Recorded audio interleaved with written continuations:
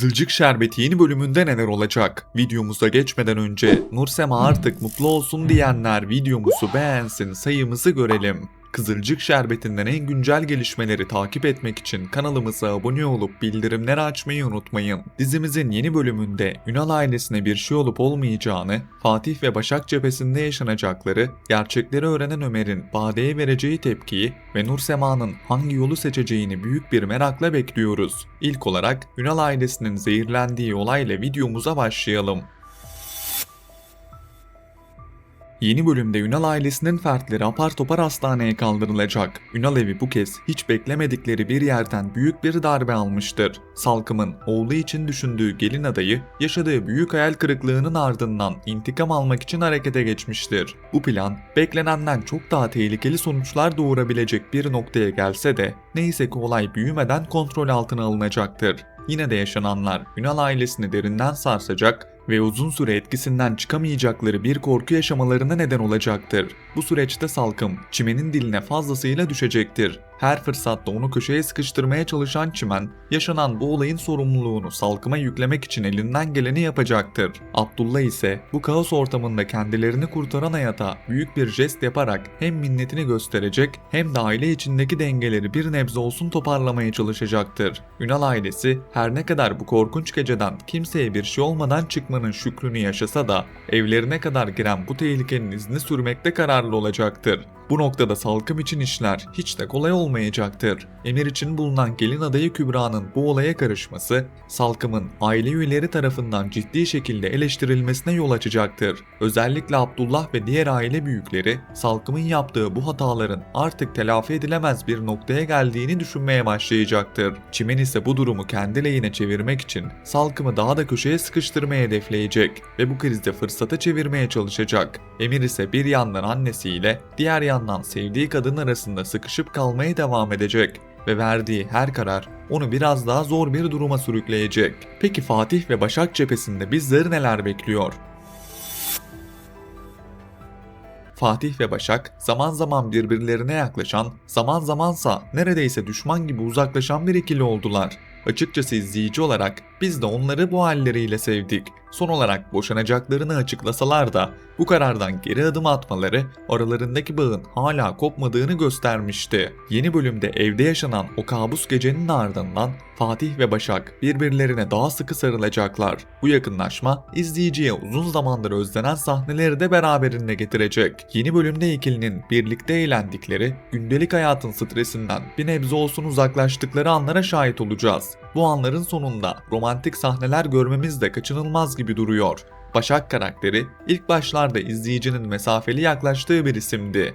Ancak zamanla yaşadıkları ve sergilediği duruşla kendisini sevdirmeyi başardı.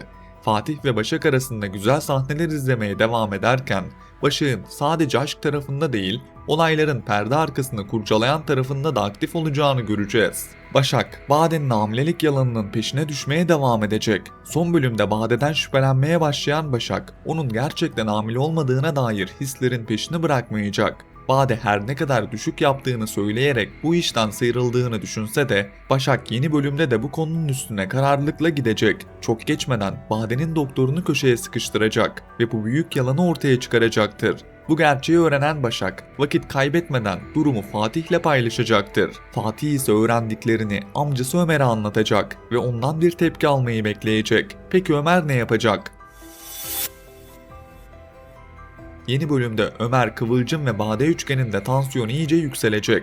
Ömer, Bade'nin yalanlarıyla yüzleştiği anda büyük bir hayal kırıklığı yaşayacak ve ondan hesap soracak. Ancak Bade köşeye sıkışmasına rağmen Ömer'den kolay kolay vazgeçmeyecek. Onun hayatında kalabilmek adına her yolu deneyecek ve bu süreçte giderek daha tehlikeli bir hale gelecek.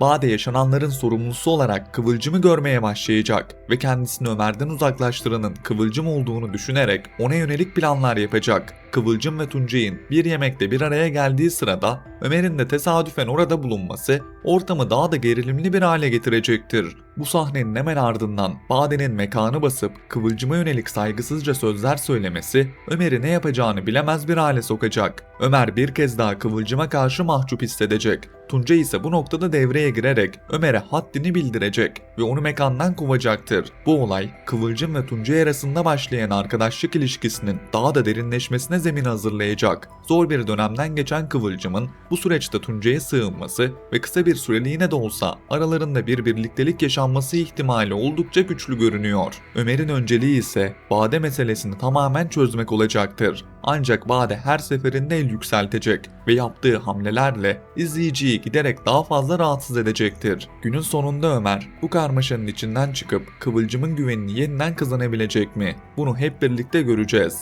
Gelelim Nursema'nın seçimine. Asil mi yoksa İlhami mi? Nursema yeni bölümde de ne yapacağını bilemeyen bir ruh hali içerisinde olacak. İlhami ve Nursema arasında gelişen dostluk Asil'i günden güne daha da çileden çıkaracaktır. Asil geri dönülmez bir karar alarak Elif'e talip olduğunu Asude'ye söyleyecek. Asude ise bu haberi alır almaz harekete geçecek ve konuyu Abdullah'a açacak. Asude ve Asil'in Elif'i istemeye geldikleri gece dizinin en büyük bombalarından biri patlayacaktır. Bu bombayı ise Elif patlatacaktır.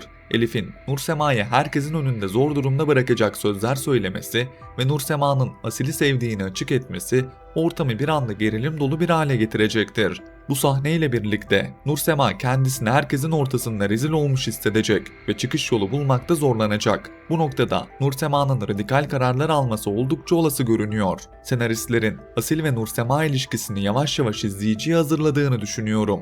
Ancak bu süreçte Nursema'nın kendisini temize çıkarmak ya da yaşadığı baskıdan kaçmak adına İlhami ile bazı duygusal yakınlaşmalar yaşaması da ihtimaller dahilinde. Nursema'nın kalbiyle aklı arasında sıkışıp kaldığı bu süreçte atacağı her adım onu bambaşka bir yola sürükleyebilir. Günün sonunda Nursema aşkı kimle bulacak? Asil mi yoksa İlhami mi? Bu sorunun cevabını yeni bölümle beraber öğreneceğiz. Son olarak Emir ve Çimen aşkına değinip videomuzun sonuna gelelim. Dizimizin yeni bölümünde Emir ve Çimen apar topar hastaneye gelecek ve aileleri için endişelenmeye başlayacak. Neyse ki korkulan olmayacak ve Emir'le Çimen rahat bir nefes alacak. Çimen ise çok geçmeden bunu yapanın Kübra olduğunun ortaya çıkmasıyla beraber Salkım'ın üzerine gitmeye ve ona yönelik oynamaya devam edecek. Bu süreçte Salkım'ı suçlayan tavırlar ve Emir için Salkım'ın uygun bulduğu gelin adayının böyle bir şey yapması Çimen'in eline büyük bir koz verecek. Bu süreçte Salkım köşeye sıkışacak. Ancak Salkım'ın da Çimen'e yönelik planları devam edecek. Emir ise Çimen ve Salkım arasında kalmaya devam edecek. Çok geçmeden Salkım'ın bu ilişkiyi kabul edeceğini ve daha fazla Emir ile Çimen'le uğraşmayacağını düşünüyorum. Tabi Salkım'ın sivri dili devam edecek ve Çimen'le Salkım'ın arasındaki mücadeleyi izlemeye devam edeceğiz. Ancak Çimen'e karşı daha saygılı bir Salkım göreceğiz.